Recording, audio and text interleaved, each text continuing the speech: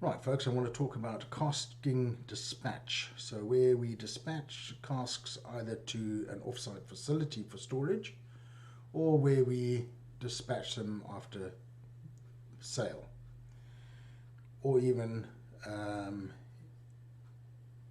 where we dispose of casks. Either way, they can all be handled through the cask dispatch. But before we get to the cask dispatch, we need to have if we're sending them to another warehouse, we need to have defined what the warehouse is. I have defined a warehouse called offsite warehouse, and on the consignee, I've created a consignee, and that consignee is linked to the offsite warehouse. This is critical. Without this, the activity will not work because it doesn't know where to put the casks.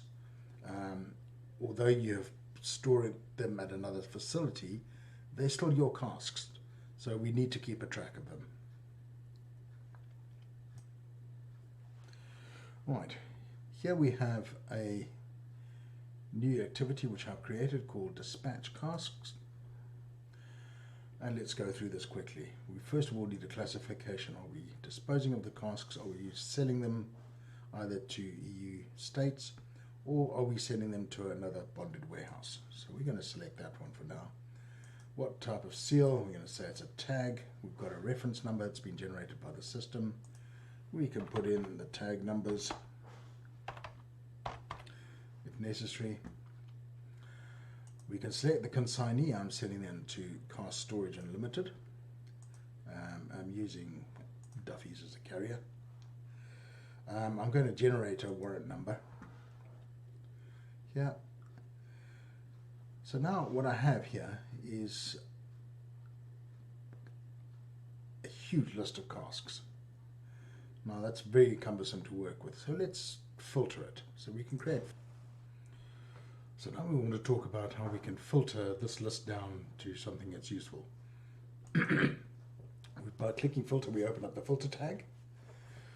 Here we can define how we want our top cask sorted, by title, by marking, or the cask ID. The key field is the field that will be used when searching for either it starts with something or it contains certain characters. This will work on whatever field is up here. So if you're looking for something that's got a certain marking, you can say it starts with that, or it contains whatever it is that you're looking for. These are case insensitive. The contents, you can define only give me a particular type of spirit in there, and you can also decide to filter it by the date it was cast. So you can set the start on the end date, and all casks that were filled between those two dates will appear. Okay, that brought back nothing. Let's pick something else. Okay, so this means if the filter is active, and there are the 11 pages of casks which match your filter. Now, you can now select the casks that you want to add. And once you've selected them, add to selection, and there they are. I could also go to page 5, for example, and I could say just add everything on this page. So here, select page, and now you'll see that entire page was added below. You could easily remove one should you wish to.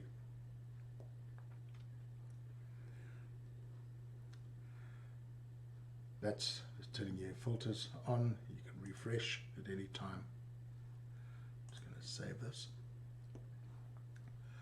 So there's my cask.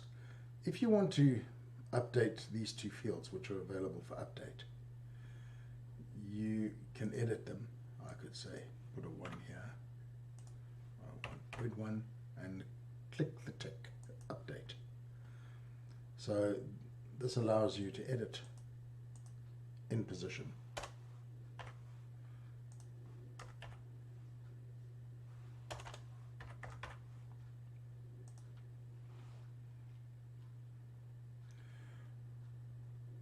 Right, once you're happy with that, you can now print your consignment note,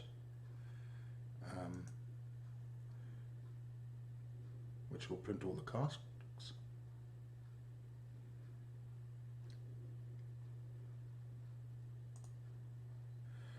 You can print the warrant,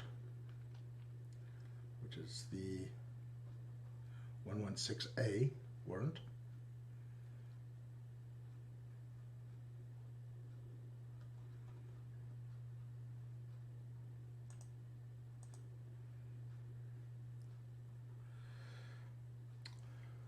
When I close this, when I complete the activity, you cannot reopen it. It is because a number of things happen in the background when you close it. These casks that I've selected here now will all be transferred to the off-site warehouse that is associated with that consignee. And they will be removed from your standard cask listings. We do warn you, you can't open it again, and it's done. If I now go and look at my entities, off-site casks, and there's all the casks that have been moved to off-site. You'll notice that they have a note attached to them which tells you it was moved due to transfer and the activity ID that was used to transfer them.